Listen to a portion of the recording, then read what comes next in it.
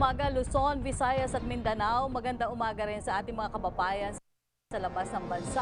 Ako ang inyong lingkod, Yusakrak Ignacio mula sa PCOO. Ngayong November 30, ating pong ipinagdiriwang ang araw panganakan ng ating bayaning si Andres Bonifacio. Gaya niyan, ipinakita natin ang pagmamahal sa bayan sa pamamagitan ng pakikipagbayanihan sa pagpapabakuna laban sa COVID-19. Kaugnay niyan, muli tayong makibalita sa ikalawang araw din ng Bayanihan, Bakunahan National Vaccination Day sa buong kapuluan. Alamin din natin ang mga paghihigpit pang gagawin ng pamahalaan bilang paghahanda sa Omicron variant. Lahat po yan dito lamang sa public briefing #LagingHandaPH. Sa gitna po ng pinangangambahang banta ng Omicron variant, muli namang nagpaalala si Senator Bongo sa taong bayan na palaging sumunod sa health protocols at makiisa sa ginagawang nationwide vaccination drive ng pamahalaan. Narito ang report. Nanawagan si Senator Christopher Bongo sa kapwa Filipino na itodo muli ang pag-iingat at pagsunod sa mga health at safety protocol. Ayon sa chairperson ng Senate Committee on Health and Demography, hindi panahon ng pagkukumpiyansa kahit bakunado na dahil sa sinasabing mas nakakahawa na Omicron variant ng COVID-19. Hindi anya dapat mas epekto ng pagsusumikap ng bawat isa at pagbabayanihan para mapababa ang antas ng hawahan ng virus sa bansa. Kahapon, mahigit sa 600 bagong kaso na lang ang naitalang nagpositibo sa COVID-19 na milya ang layo ikumpara sa kasagsagan ng pandemya na umabot pa sa mahigit sa 20,000 kada araw ang mga bagong kaso. Ayon kay Go, dapat sumunod sa mga pinatutupad ng pamahalaan dahil ito ay rekomendo ng eksperto na ang harin ay ang kapakanan ng mga Pilipino. Mula sa mga bansa ng Africa, may ilang bansa na rin sa Europe ang nakapagtala ng mga nagpositibo sa Omicron variant. Kaya bilang chairperson ng Senate Committee on Health, sinabi ni Go, nakabayanihan ituturing ang pag-iingat at disiplina ngayong may pandemya. Malaki kasi anyang tulong sa mga health workers kapag mababa ang kaso ng COVID-19 dahil buhay din nila ang nasa bingit ng kamatayan kapag sobrang bilis ng hawahan. Ang pinaigting anyang pagbabakuna ang nagbibigay ng bagong pag-asa para manumbalik sa normal ang pamumuhay matapos ang halos 2 taong pagpapatupad ng mga quarantine protocol. Kaya tuloy ang paghihikayat ni Go sa lahat na hindi pa punado na makiisa sa bayanihan bakunahan. Hanggang nitong November 28, umabot na sa 45.4 million ang nakapag-first dose, habang 35.7 million naman ang fully vaccinated na. Paalala pa ni Go, habang pinoproteksyonan natin ang buhay ng mga Filipino, ay sinisikap din anya ng pamahalaan na lutasin ang mga isyu ng kahirapan at kagutuman na dulot ng pandemya. Kaya bawat isa na makikita sa bakunahan ay maituturing na bayani. Samantala, umatras na sa presidential race ang pambato ng federalismo ng dugong dakilang samahan na si Senator Bongo.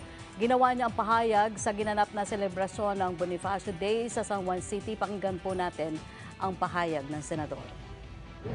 Sa ngayon, handa po ako magsakripisyo alang-alang sa kapakanan ng ating bayan at ni Pangulong Duterte. Simpleng probinsyano lamang po ako na binigyan po ng pagkakataon ng taong bayan na magsilbi po sa kanila. Hindi ko po inambisyon na maging presidente, puro serbisyo lang po ako. Dahil ang bisyo ko po ay magserbisyo. Hindi rin po ako politiko, hindi rin po ako nanggagaling sa malaki o kilalang pamilya dito sa ating bansa. Hindi ako nasanay sa madumi at mainit na klase ng politika. Marahil po'y hanggang dito lang muna sa ngayon. Ayaw rin talaga ng aking pamilya. Kaya naisip ko na siguro ay hindi ko pa po panahon sa ngayon. Diyos lang po ang nakakaalam kung kailan talaga ang tamang panahon ko. Ayaw ko rin pong lalong maipit si Pangulong Duterte, higit pa po sa tatay, ang pagmamahal ko sa kanya. Matanda na po siya at marami na siyang naibigay sa bayan, kung kaya ayaw po nang dagdagan pa ang kanyang problema. Nananatili akong tapat sa kanya at nangako akong sasamahan ko po siya habang buhay. Yun po yung pinangako ko sa kanya noon pa man. In the past few days, I realized that my heart and my mind are contradicting my own actions. Talagang nagre-resist po ang aking katawan, puso at isipan. Tao lang po ako na nasasaktan at napapagod din.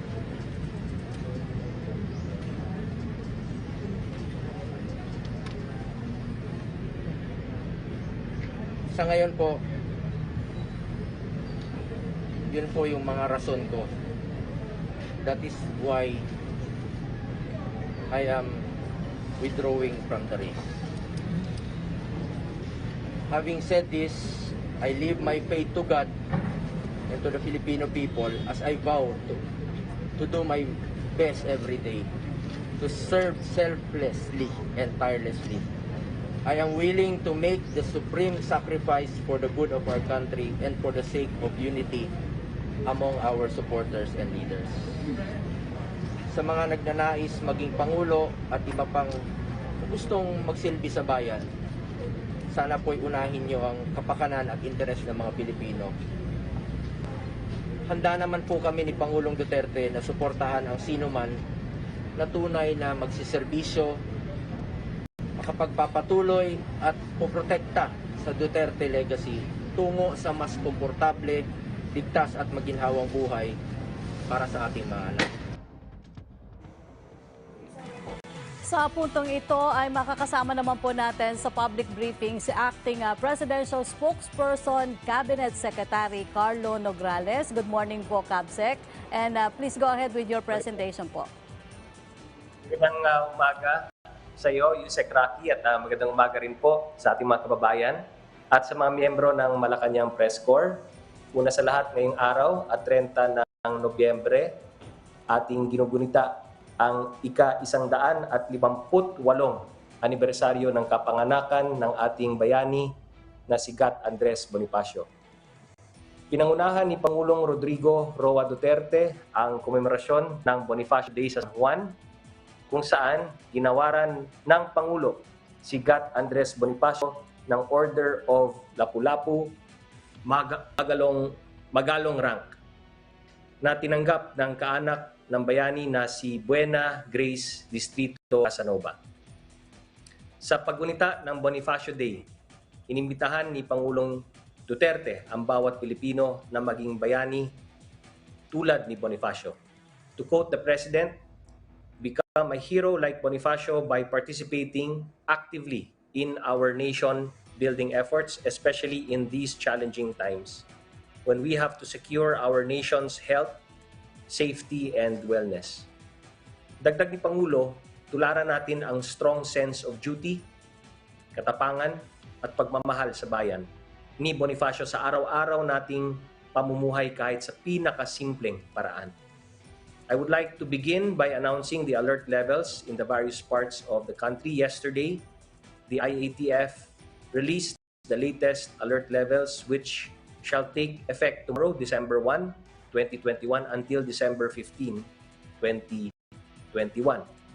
Mananatiling alert level 2 pa rin ang Metro Manila, habang nasa alert level 2 din po ang lahat ng HUCs, ICCs at provinces sa buong bansa, maliban sa buong lalawigan ng Apayao na nasa alert level 3 pa rin. Samantala, kagabi, muling humarap sa taong bayan si Pangulong Rodrigo Roa Duterte para sa kanyang regular talk to the people, kasama ang ilang miyembro ng kanyang gabinete at mga health experts para pag-usapan ang banta ng Omicron variant. Please allow me to share some of the highlights of the discussions last night. The first to provide his input was Dr. Edsel Salbanya, who enumerated ways to prevent the spread of the Omicron variant. Ayon kay Dr. Salbanya, the basics still work. Importante pa rin ang minimum health protocols. Ito ang mask, hugas, iwas, wear your masks, wash your hands, maintain social distancing. Binigyang diin din ni Dr. Salbanya ang pagbabakuna. we need to continue to vaccinate our population. We must vaccinate, vaccinate, vaccinate. At para mas maiwasan ang Omicron variant, kailangan ipatupad din natin ang border controls. Sabi naman ni Health Secretary Francisco Duque III with regard to the entry of the Omicron variant, it is not a matter of if, it is a matter of when. Be that as it may, Philippine Genome Center Executive Director Cynthia Saloma informed us that at present, the Omicron variant has not yet been detected in the country. Hindi pa po nakapasok ang Omicron variant sa Pilipinas. Kaugnay nito, sinabi ni Pangulo na maari siyang sumang-ayon kung magdedesisyon ang IATF na gawing mandatory ang pagbabakuna sa bansa. The President is willing to consider approving proposals to make vaccination for COVID-19 mandatory. Dagdag ni Pangulo, kasama ito sa police power of the state para maprotektahan ang pampublikong kalusugan. He explained that the government could make vaccination mandatory in the interest of public health. Narinig na natin ang mga eksperto, huwag po tayong magpakakampante. Bagaman bumababa ang bilang ng aktibong kaso, nagbabanta ng isang bagong variant of concern, ang Omicron. Lalo po nating paigtingin ang mask, hugas, iwas at bakuna. Speaking of bakuna, we are encouraged by the support our people displayed on day 1 of our Bayanihan Bakunahan project. President Duterte personally witnessed the enthusiasm of our citizens during his visit at the ceremonial vaccine rollout in Antipolo City. This initiative, we believe, will take us one step closer to our goal of vaccinating a total of 54 million Filipinos fully vaccinated by end of this year, 2021. Naka-flash sa inyong screen ang ilan sa mga larawan ng unang araw ng Bayanihan Bakunahan. We call on our people to encourage fellow Filipinos to get inoculated as a show of genuine compassion for others. Together, we will overcome and heal our nation by making the National COVID-19 Days a resounding success. Maraming salamat po. Okay, thank you, Cabsec. May tanong po ang ating kasamahan sa media sa Malacanang Press Corps. Unang tanong po ni Mela Lesmoras ng PTV at ni Rosalie Cos ng UNTV. Ano po ang naging basihan sa pagpapanatili ng Alert Level 2 sa NCR at sa gitna ng banta ng Omicron? May tsansa pa kaya daw pong matupad ang naunang pananaw ng mga eksperto at target ng gobyerno na Alert Level 1 sa NCR sa Disyembre o sa Pasko? Yung Alert Level 1, fina-finalize pa po natin, fina-finalize pa po natin lahat ng parameters na kinakailangan para ma-consider ang isang lugar na qualified mag-Alert Level 1. So sa ngayon po, meron pa po kaming tinitweak at fina-finalize ng mga parameters. So right now, hindi pa tayo handa na mag-declare ng any Alert Level 1. Sa ngayon. Yung sa NCR naman, bakit siya nanatili sa Alert Level 2? Dahil pumasa naman po siya sa lahat ng mga parameters para sa Alert Level 2. Ang tinitingnan natin dyan ay syempre yung average daily attack rate ng lugar. Tinitingnan din po natin dyan yung 2-week growth rate and of course yung healthcare utilization. Ibig sabihin yung utilization rate ng mga hospital, mga ICU beds, mga ventilators, mga ward beds, minomonitor din natin at tinitingnan natin kung papasa ba siya dun sa alert levels system number 2. Kaya yung NCR ay nananatili pa rin sa alert level 2. Opo. Pero sa ngayon, Cabsec, wala pa tayong nakikitang rason para ipagpaliban yung pagpayag sa holiday gatherings gaya po ng Christmas party at reunions. Well, right now, nandyan pa rin po yung ating yung mga guidelines natin for alert level 2. So susundin lang po natin itong mga guidelines na ito and then of course yung active monitoring po natin ng mga variants of concern. At tinitingnan din po natin ngayon syempre kung ano yung mga number of new COVID cases sa bawat lugar. Kung may clustering ba ng mga cases at lahat naman ng mga LGUs, mga local chief executives, lalo na mga mayor, mga governors, dapat nakahanda po sila mag-granular at localized lockdown kung kinakailangan. Reminder lamang, that's part of door number 4, no? Sa ating 4-door strategy para mabantayan na hindi makapasok yung Omicron at iba pa mga variants of concern dito sa ating bansa. So right now, as it still stands, yung guidelines po ng alert levels system natin, particularly alert level 2, ay nandyan pa rin po. But pag kinakailangan i-increase, alam naman po natin na kasama at kabahagi po sa ating policy. Pag in case na kailangan ma-increase agad ang alert level, ay gagawin natin kung kinakailangan. Opo. Mula pa rin kay Rosa Licos ng UNTV, are you still confident we can reach the target economic growth for 2021 even with alert level 2 in the capital until mid-December, and why? Opo, nagsalita na rin po ang NEDA at ang ating mga economic managers tungkol dyan. We are confident, no? To now, we are confident na mararating natin yung ating economic growth targets.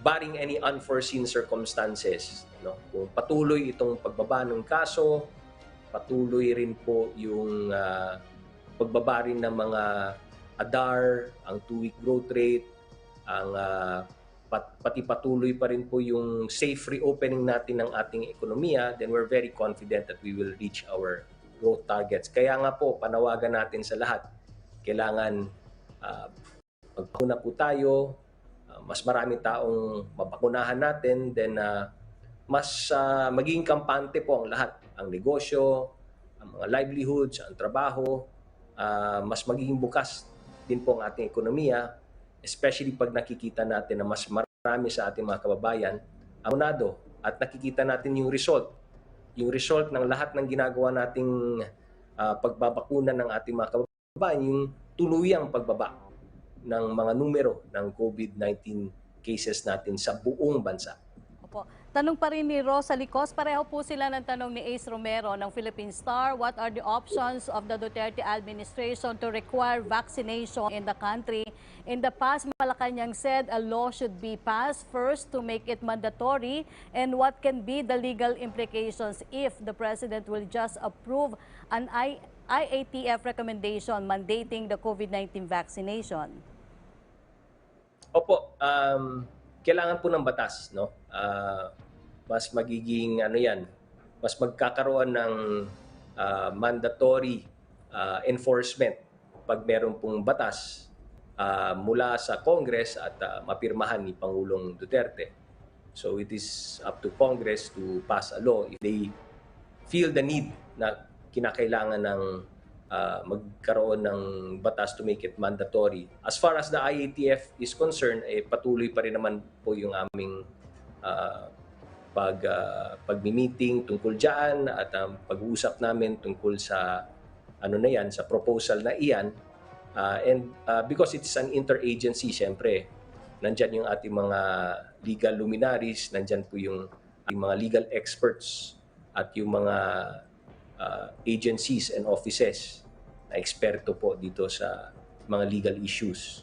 So we continue to process that at patuloy yung tuloy-tuloy nating pinag-uusapan yung option po na yan. And that is the reason why barring habang wala pa yung option na yan, ito nga yung ginagawa natin na massive rollout ng bakuna at yung bayanihan bakunahan na ginagawa po natin. Pero ang po ni Ace Romero, ang sabi daw po ni Presidente, passing of laws take time, saka sa IATF po ba see the need to make vaccination mandatory? We still continue to discuss that inside the IATF.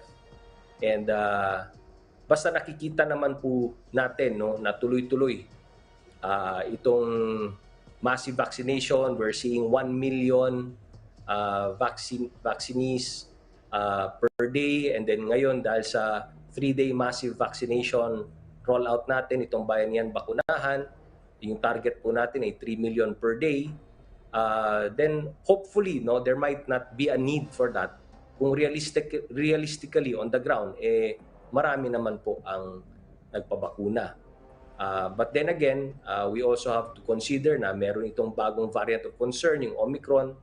So at the end of the day, ang pagbabalance po natin dyan is yung, gaya ng sinabi ni Pangulo, yung police power of the state plus yung public health and safety ng lahat ng ating mga kababayan. So we continue to weigh the options right now sa IATF. Opo. Mula naman jump po sala ng ABS-CBN Online, the DILG said some 2.4 million Filipinos were job against COVID-19 yesterday, which is below the 3 million target. Can we confirm this? Have we found out why and what are we doing to remedy this? At kaya po ba daw nating habulin yung 600,000 jobs na hindi nagawa kahapon? Opo, yung 2.4 million na inulat ay hindi pa yan yung final number, no? As we speak, tuloy-tuloy pa rin yung paghingi namin ng report mula sa iba't ibang mga LGUs. So that may not still be the final number. So abangan na lang po natin any updates doon as we continue to receive reports from the ground. Pangalawa po, yung pagre-reach po ng target, ito po ay kailangan na gawin nating lahat. Not just government, hindi lang po ito responsibilidad ng ating pamahalaan, ng ating gobyerno, pero responsibilidad po nating lahat. So ang panawagan po natin, all in this together, magtulungan po tayo dito at lahat po tayo, kung may mga kakilala po tayo na hindi pa nagpapabakuna, kailangan kumbinsin po natin sila na magpabakuna. Yung pag-reach po ng target, common goal po nating lahat ng mga Pilipino yan. Buong sambayanan po. Hindi lang yan nakaatang sa balikat ng ating pamahalaan, ng inyong gobyerno, kundi buong bansa po ang dapat maniguro na maabot natin yung full vaccination ng lahat ng eligible na population. Opo. Tanong naman pa rin po ni John Punsalan, the UN daw po is urging the Philippines to Maria Ressas to travel to Norway next month to accept her Nobel Peace Prize. Will government allow her to do so? Alam nyo, nasa korte yan eh. It is actually an issue na we leave it to the courts to decide. Opo. So as a co-equal branch of government, syempre nire-respeto natin yung proseso ng ating mga korte. So leave it to the courts to decide. Opo. Basahin ko lang din po tanong ni Robina Asido ng Daily Manila Shimbong. We would like to ask daw po sa reaction ng Palace about the Japanese government's decision to ban entry of all foreign nationals in their country starting Tuesday due to the Omicron variant. Are we considering doing the same in the Philippines? Right now, ang ginagawa po natin ay pag may nakita po tayong isang bansa o ilang mga bansa na nagkakaroon na po ng local transmission ng Omicron, ay agad po nating ine-elevate sila sa red list. So yan po yung ating protocols at procedure po dito sa bansang Pilipinas. At yung mga bansa naman na positive, na may positive na Omicron, syempre titingnan muna natin kung ito ba ay imported case or ito ba ay local case na may local transmission. Kapag imported case at hindi naman po local transmission, yung aming policy sa IATF ay wag muna natin agad-agad i-elevate sa red list hanggat makikita natin na number one, na makita naman natin na maganda naman yung surveillance capacity, capability at ginagawang surveillance ng bansang yon. Kung maganda rin naman yung ginagawa nilang genome sequencing. Pero pag medyo alanganin tayo at hindi mataas yung ating kumpiyansa na nakakapag-detect sila ng local transmission ng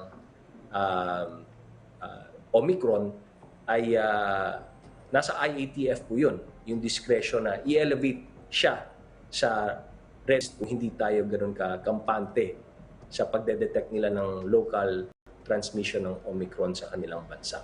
So yan po yung parameters na sinusunod po ng IATF. Opo, Kabsek, pahabol na tanong ni Rosa Licos, Mela Lesmora, ni Joe Montemayor. Ano daw po ang reaksyon ng pala sa withdrawal ni Senator Bongo sa presidency? Is this the decision of the President? What does President Duterte say about this? And who will PDP laban Cusi faction support para po sa presidential elections? This is very new. These are very new developments, no? Kaya as far as PDP laban is concerned, alam ko magkakaroon ng mga series of ang PDP laban para pag-usapan po ito at hintayin na lamang po natin yung any statement na ilalabas po ng PDP laban tungkol po dyan. Okay. Maraming salamat po sa inyong oras at panahon, Acting Presidential Spokesperson and Cabinet Secretary Carlo Nograles. Mabuhay po kayo, Secretary. Maraming salamat sa iyo, Yusek Rocky. At tulad ng sinabi ko sa simula ng briefing today, we commemorate the 158th birth anniversary of the founder of the Katipunan, Gat Andres Bonifacio. Like many of his generation, he died young, fighting not just for himself but for his people, for the Filipinos. Ulitin ko po, ginawa niya ito hindi lamang para sa sarili kundi para sa kapakanan ng kapwa. Napaka-inspiring po ng Andres Bonifacio pero hindi po sapat na bumilib lang tayo sa kanya, lalo na ngayon. While we fight to end the threat of COVID-19 and to deal with the threats posed by the Omicron variant, we should do more than admire the life he led. We should be inspired to emulate his actions, to care about our countrymen, to consider the welfare of the country and our community, and to work for the common good. Yan po ang hamon ng panahon. This is what the times demand. Pero sa totoo lang, kayang-kaya po nating ibigay ang hiningi mula sa lahat. Mag-mask na maayos, maghugas ng kamay, mag-social distancing, at magpabakuna. Hanggang ngayon, nananatili ang ating panawagan, kailangan nating magtulungan. Maraming salamat po, Yusek Rocky. God bless po sa lahat at ingat po lagi. Salamat po, Secretary Nograles. At para bigyan tayo ng latest report sa nangyaring pambansang pagbabakuna kahapon, makakasama natin ngayong umaga mula sa kanilang headquarters sa PICC, si DOH Undersecretary Mirna Kabutahe, ang chairperson ng National COVID-19 Vaccination Operations Center. Good morning po, Yusek. Magandang umaga, Yusek Rocky, at sa lahat ng nakikinig at nanonood sa iyong programa. Opo, Yusek, may final figure na po ba tayo kung ilan na yung nabakunahan kahapon at ilan na po yung partial data natin ngayong umaga?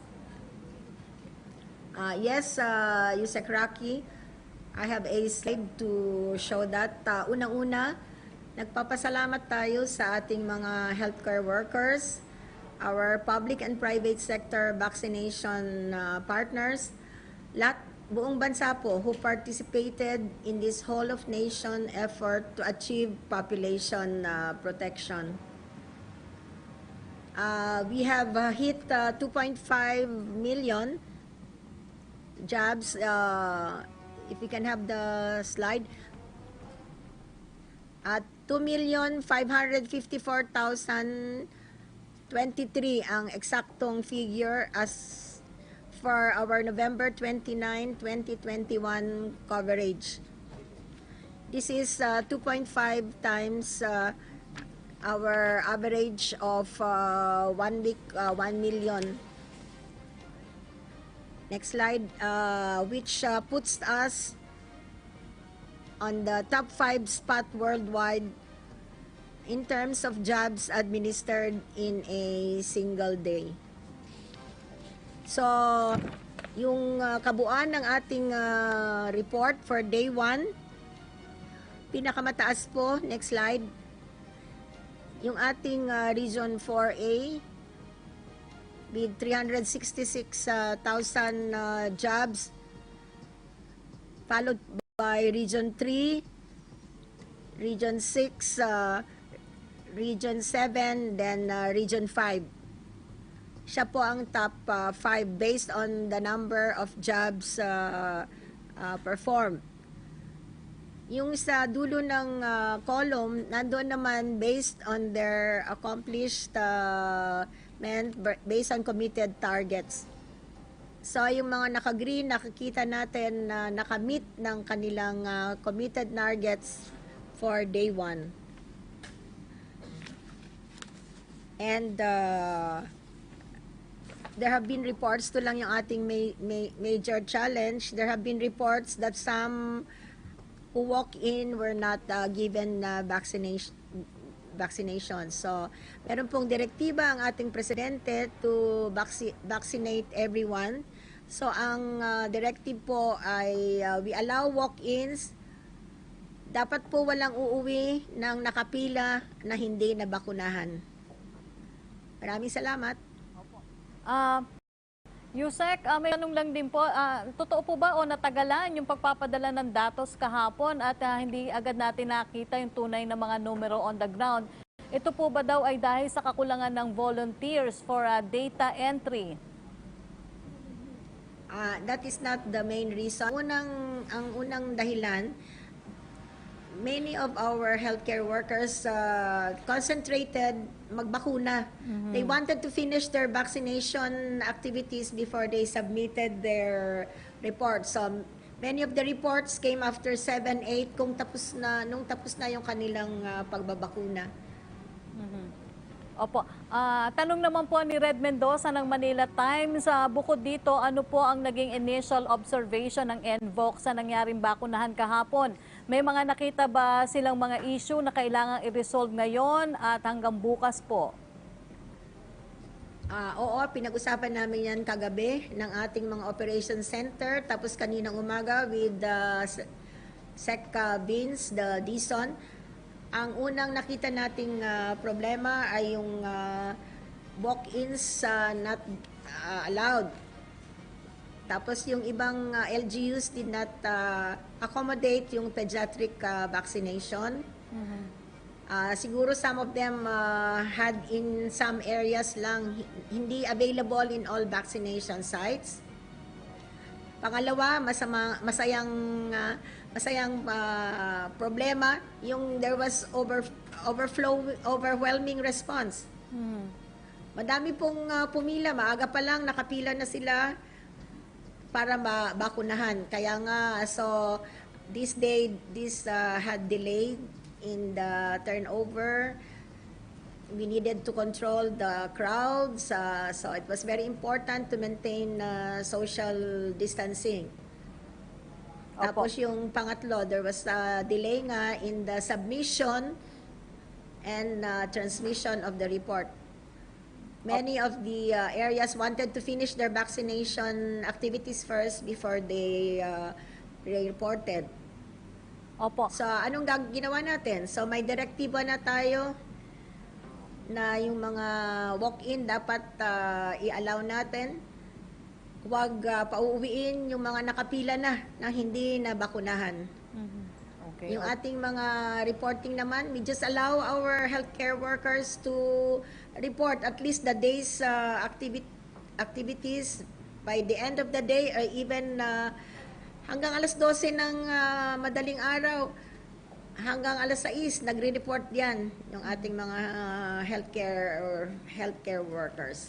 Opo, Yusek, huling tanong ni Red Mendoza ng Manila Times, sapat po ba daw yung vaccines para sa pedia population na mababakunahan ngayon at bukas? Yes, we have enough vaccines for our pediatric population, Pfizer and Moderna.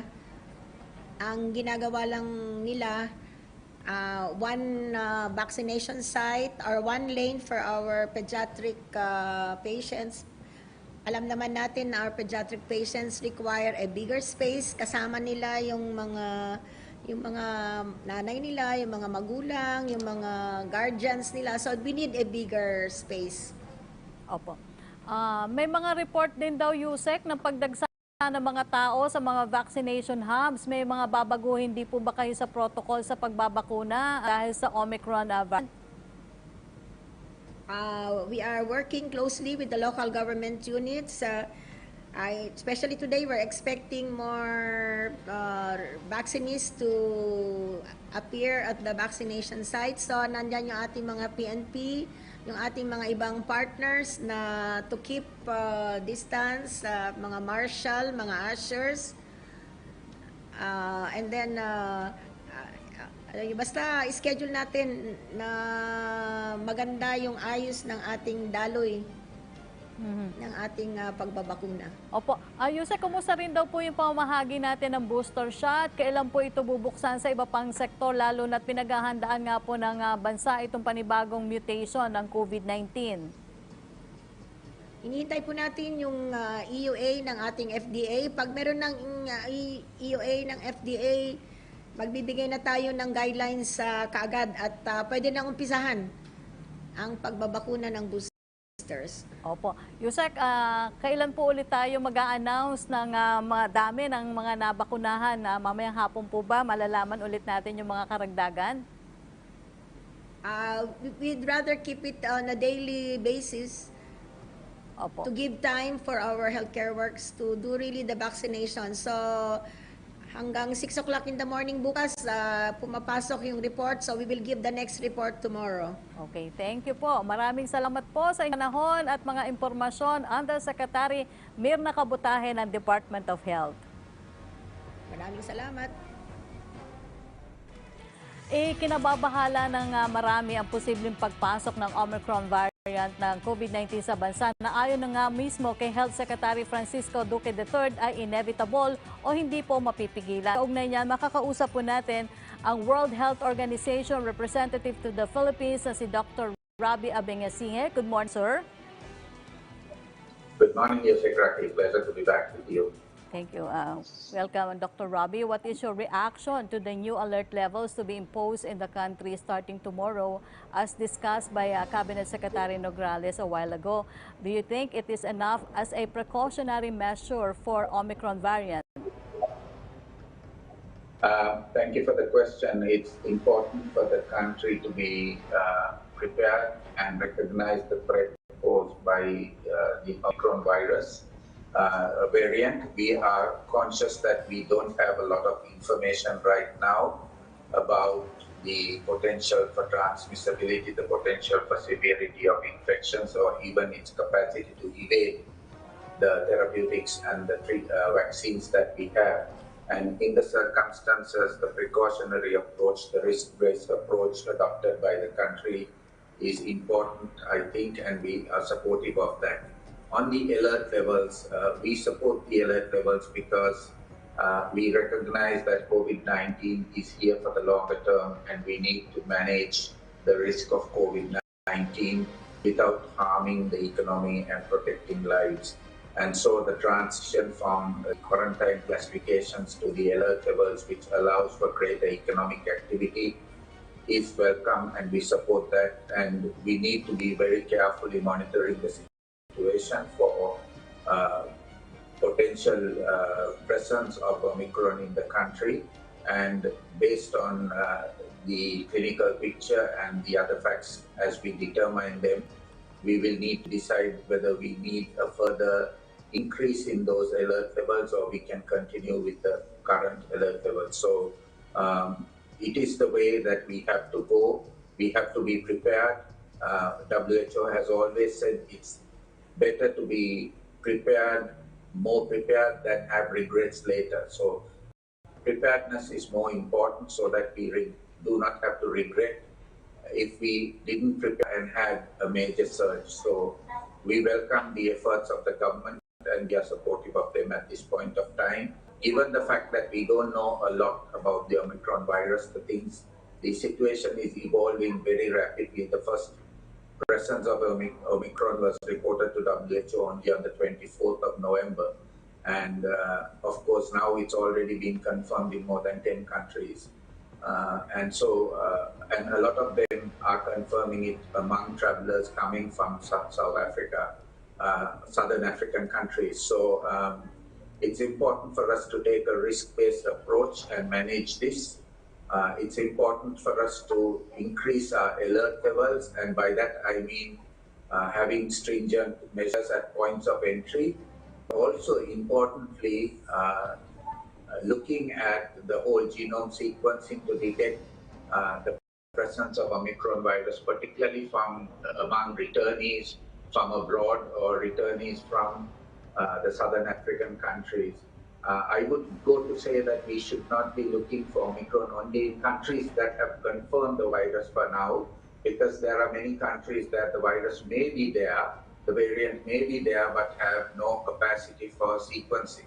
So any returning overseas Filipinos or foreigners coming in who test positive, I think we need to do whole genome sequencing now. And what is important from a genome sequencing perspective is because of the recent detection of the variant, we need to rapidly do genome sequencing of the most recent arrivals.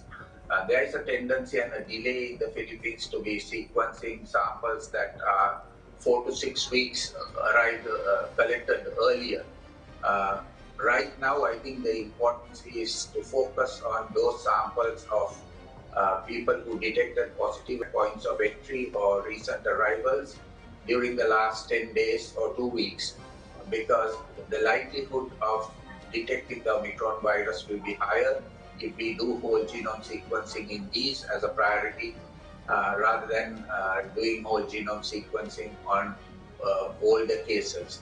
The other important element is that we need to support the Philippine Genome Center to expand its whole genome sequencing capacity so that we are better equipped to detect the entry of Omicron early enough, and we can initiate appropriate control measures and alert levels where we identify the variant to be present. Dr. Rabi, I'll read some questions from our media partners. First from Lay Alvis of GMA News. Should the countries assume they already have the undetected cases of Omicron variant? In the case of Delta, it was determined later on that it was here as early as March, months prior the first detected case. Well, it's always difficult to be very specific, and we should not assume that something is here. It needs to be confirmed by testing. They're advocating for testing. But assuming that there is a risk and implementing risk-based approaches, increasing our preparedness and alert level capacities, that is what we need to do. I don't think we need to overreact. We just need to be very rational in our approach as we try to better understand this new variant. But as a fundamentally important component of living with COVID-19, we need to further strengthen our capacity for preparedness and response in anticipation of its potential arrival in the country. From Red Mendoza of Manila Times, with the WHO declaring Omicron as having the highest global risk, do you think the steps most countries did, such as border restrictions, were the most logical thing to do? This comes after South African leaders said that they were being punished for the discovery of the variant through travel restrictions. Well, it's up to individual countries to take precautionary measures. WHO has always advocated a risk-based approach. So each country needs to consider the risks of potential importation from countries that are already confirming this variant and take appropriate measures while we try to determine the absolute epidemiological significance of the variant and its response to the preventive treatment protocols that we have in country at the moment in the world. So this is sort of an interim measure right now, and we continue to urge countries to take a risk-based approach in assessing the likelihood of importation. But I want to reiterate again that that risk-based approach should not only target countries that have already confirmed the Omicron variant in travelers or in citizens. We need to be aware of the fact that many countries have limited capacity for whole genome sequencing, and that's why I'm advocating that any returning traveler overseas should be sequenced at a priority so that we get a head start on being able to detect the arrival of the virus variant in the country, learning from our previous experiences with Delta, like you mentioned. So I think it's critically important that we take these measures now. His next question is, with the looming threat of the Omicron variant, will the WHO agree to mandate coronavirus vaccinations to allow more people to be protected against the virus? But WHO has always taken the stance that we are not mandating vaccines. People should be free to decide what's best for them. But we have strongly advocated that people, particularly people at risk, are prioritized and provided with vaccines. So because we know that the vaccines are life-saving, the vaccines are capable of protecting people from severe disease, particularly those who are elderly or who have comorbidity. So even as we congratulate the government on the implementation of the national vaccination days and on the progress in that effort, we continue to re-emphasize the importance of prioritizing and ensuring vaccine access to the elderly and the comorbid populations, particularly now that we are seeing the threat of Omicron in the world and the likelihood of its importation. And I want to reiterate that we still remain concerned that nearly 2.5 million elderly Filipinos have still not had even a single dose of COVID-19 vaccines. So we need to use this situation now and the evolving global situation to emphasize the importance of vaccination for the elderly and the comorbid populations, and to make sure that we protect as many of them as possible as early as possible. Thank you. Last question of Red Mendoza. The Philippine government has already made the use of face shields voluntarily in areas under alert levels 1 to 3. Many Filipinos have been averse on using the face shields, as some experts claim that it does not really protect a person against COVID-19. What does the WHO think about adding increased protection such as face shields? WHO has right along said that this is a virus, is not airborne, right? It's close contact transmission. And that is why we emphasize that what is important is the physical distancing and the face masking and the hand hygiene.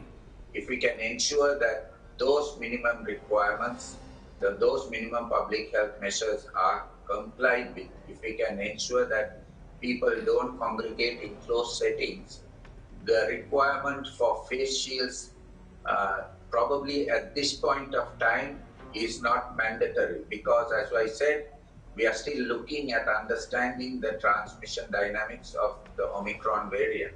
So I think it will be premature now to go there and say we need to reintroduce face shields, because we also know that there is significant public discontent on the mandatory use of face shields. So it's better to get public compliance with the measures that are there and take a risk-based approach to reanalyze whether we need to go into the use of face shields or not. Yes, Dr. Rabi, may we also know your reaction to the ongoing 3-day nationwide vaccination drive of the government? Should this be replicated in the coming months? Thank you. We have right along been advocating and supporting the government in this effort. WHO and many of our staff and our partner organizations, include UNICEF, are working hand in hand on the ground with the LGUs, with the national governments, with the CHDs to ensure the success of this national vaccination drive. It's important because we are in a scenario that we now have potential circulation of Omicron globally, and even besides that, we are ahead of the Christmas season, when we know that there would be a lot of gatherings and arrivals from abroad. So it is an opportunity for us now that we have a lot of vaccines in country to ensure that those most vulnerable are protected. So we support the national vaccination drive. We are encouraged by the success on the first day, but we still note with concern that in many places there was overcrowding in the vaccination centers. We need to try to minimize this, so we need better crowd control in those places. We need more capacity to vaccinate people. We also note that in many places we have heard of there being no priority lanes for the elderly and the comorbid populations. We need to try to do this because the maximum impact and benefit of the vaccination is if we can provide access to the vaccines to these groups of people. The other comment that I would like to make is we would like to see and commend those LGUs that have set up mobile vaccination teams to reach the elderly and the disabled. If we can replicate that in those LGUs that have not done so, this would significantly increase access to vaccines for these groups and increase the effectiveness of the national vaccination days. So overall, WHO is fully supportive of the NVD campaign. We are talking with the Department of Health already of a potential replication of the NVDs again within the month of December. I'm not sure which dates will be decided on, but preferably before the holiday season. We need to see whether we can maximize the protection among the population, as we did with the potential arrival of the Delta variant when we increased vaccination in the NCR. Now, with the potential threat posed by Omicron, we need to do the same at a national level, and these NVDs will be a great opportunity for us to increase access to protection for the Filipinos now that we have enough vaccines in the country, and WHO through COVAX continues to provide large quantities of vaccines to the Philippines. We just completed 5 million doses delivery over the weekend through dose sharing mechanisms from the United Kingdom. We are looking at another 1.6 million doses to be delivered tomorrow through dose sharing from France. And we are even looking at 9 million doses of J&J and 10 million doses of Moderna coming in the first weeks of December. So all of this effort is meant to protect as many Filipinos as possible. And so we would urge the LGUs to take the leadership and make the arrangements so that more Filipinos can access vaccines both during the NVDs and between the NVDs, so that we protect as many of them as possible and minimize the wastage of vaccines that are already in country. Thank you. Dr. Rabi, thank you very much for joining us this morning. WHO representative to the Philippines, Dr. Rabi Abengasinge. Stay safe, Doc. Thank you. Samantala, mga small business owners naman sa lalawigan ng Romblon ang binisita at hinatira ng tulong ng tanggapan ni Senator Bongo. Kasama po ang DTI, TESDA at DSWD. Narito ang report. Todo ang suporta ni Senator Bongo sa mga maliliit na negosyante o yung mga nasa micro-business sa bansa.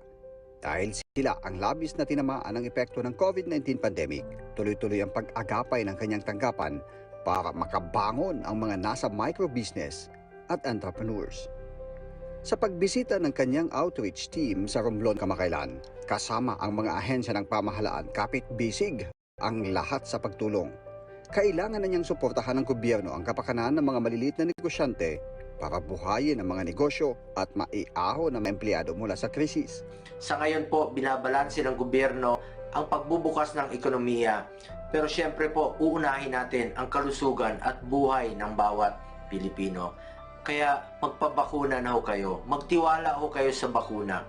Ang bakuna po ang tanging susi o solusyon para makabalik na po tayo sa dati nating pamumuhay. Bukod sa mga pagkain, mask, tablets at sapatos na pinamigay ng tanggapan ni Go sa halos 1,000 maliliit na negosyante sa 11 bayan sa Romblon sa loob ng 3 araw, may hiwalay na tulong din mula sa Sustainable Livelihood Program ng DSWD ang mga benepisyaryo. Ganon din ang DTI at TESDA, nag-alok ng scholarship at livelihood package sa mga kwalipikadong benepisyaryo. Senator Bongo, maraming salamat po sa inyo sa ibinigay niyo sa amin na puhunan namin na sana makabangon din kami kahit papaano. Sa ngayon gagamitin ko po sa pag-alaga ko ng baboy para makaahon po sa kahirapan po. Sa matanggap po ngayon na pira, maraming salamat sa kanya, kay Senator Bungo po. Gagamitin po namin doon sa pandagdag sa aming tindahan na maliit, sari-sari store. Maraming salamat po kay Ginoong Senator Bungo. Hinimok ni Go ang mga taga-Romblon na lumapit sa Malasakit Center na nasa Romblon Provincial Hospital sa Odjongan kapag kailangan nila ng pantustos sa gastusin sa ospital o pagpapagamot. Pakiusap lang ho namin ni Pangulong Duterte, magpabakuna na po kayo, mas protektado po kayo. Nasa datos po, pag bakunado kayo, mas maiwasan ang pagkagrabe o pagkamatay po dulot ng COVID-19. Magtulungan lang po tayo, magmalasakit po tayo sa ating kapwa Pilipino. Isang magandang balita ang inaalok ng Government Service Insurance System o GSIS sa mga miyembro nito. Para po alamin kung ano yan, makakausap po natin si Ms. Vilma Fuentes, ang Vice President ng Mindanao Office mula sa Vismain Operations Group ng GSIS. Magandang umaga po, Ms. Vilma. Magandang umaga, Yusek Rocky, at magandang umaga sa lahat ng nanonood ng PTV4 ngayon. Opo, Ms. Vilma, ano po ba itong GSIS Enhanced Pension Loan? Ang GSIS Enhanced Pension Loan ay ang dating GSIS Pension Loan na pinaganda ang features upang mas matugunan ang pinansyal na pangangailangan ng old age pensioners natin. Opo, pero ano po yung credit limit ng GSIS Enhanced Pension Loan? Yusek Rocky, itinaas na namin ang credit limit para rito mula 100,000 hanggang 500,000. Kasi dati, ang maximum limit namin is only 100,000. So ngayon, pinataas ito hanggang 500,000 kahit 65 years old o higit pa ang kanilang edad. Maaari nang humiram ang lahat ng qualified old age pensioners ng halagang katumbas hanggang 6 or 6 times their basic monthly pension. Ngunit hindi lalagpas ng 500,000. Opo. Pero ano po yung interest rate ng GSIS Enhanced Pension Loan, Ms. Vilma? Ang GSIS Enhanced Pension Loan ay may interest rate na 10% per annum. Opo. At ilang taon daw po babayaran ng GSIS Enhanced Pension Loan, ma'am? Ang loan na ito, Yusek Rocky, ay payable ng 24 equal monthly installments. Siyempre, to be deducted from their monthly pension. Opo. Ito yung mga tanong, sino na daw po ang pwede mag-avail ng GSIS Enhanced Pension Loan? Maaari mag-apply sa Enhanced Pension Loan ang lahat ng old age pensioners natin na tumatanggap na ng kanilang pensyon ng may 1 buwan na o higit pa at walang outstanding loans na binabayaran sa ilalim ng Choice of Loan Amortization Schedule for Pensioners or CLASP. Kasi Yusek Rocky, pag nag-retire ang ating mga members sa GSIS at may utang pa, we offer them the Choice of Loan Amortization Schedule for Pensioners na pwede rin nilang bayaran in 2 to 3 years. Pag meron kang existing class, hindi pa kayo qualified mag-avail ng pension loan. So, ang GSIS Program for Restructuring and Repayment of Debt naman, o PRRD, sa pitsa ng pag-apply, dapat wala rin sila nun. By the time na mag-apply sila, dapat wala silang class at wala silang PRRD. Opo. At walang outstanding pension loan. In 24 months, pag nabayaran na nila, pwede ulit sila mag-renew. Opo. May resultang net monthly pension na hindi bababa sa 25% ng kanilang basic monthly pension pagkatapos ibawas ang kanilang loans. Kasi syempre, Yusek Rocky, kailangan may net pension pa rin ang ating pensioners kahit may umuutang sila sa GSIS. Opo. At paano naman daw po makakapag-apply nitong GSIS Enhanced Pension Loan? Pwede mag-apply over the counter ang ating mga pensioner or through the drop boxes in GSIS offices nationwide. Pwede rin silang online using eGSIS mo or via email to the handling branch. Kasi sa website ng GSIS, makikita niyo naman yung aming mga ang directory at kung anong email address ng ating handling branches. And or pwede sila mag-apply through the GWAPs or kiosks. At sa susunod na taon, yung si Cracker early in 2022, i-roll out na rin namin yung mobile app or GSIS, GTAS or GSIS Touch, na pwede na rin mag-apply doon ng ating mga pensioners ng pension loan. Opo. At kung may mga katanungan po o nais na karagdagang impormasyon, ano daw po yung maaari nilang gawin, Ms. Vilma? Bisitahin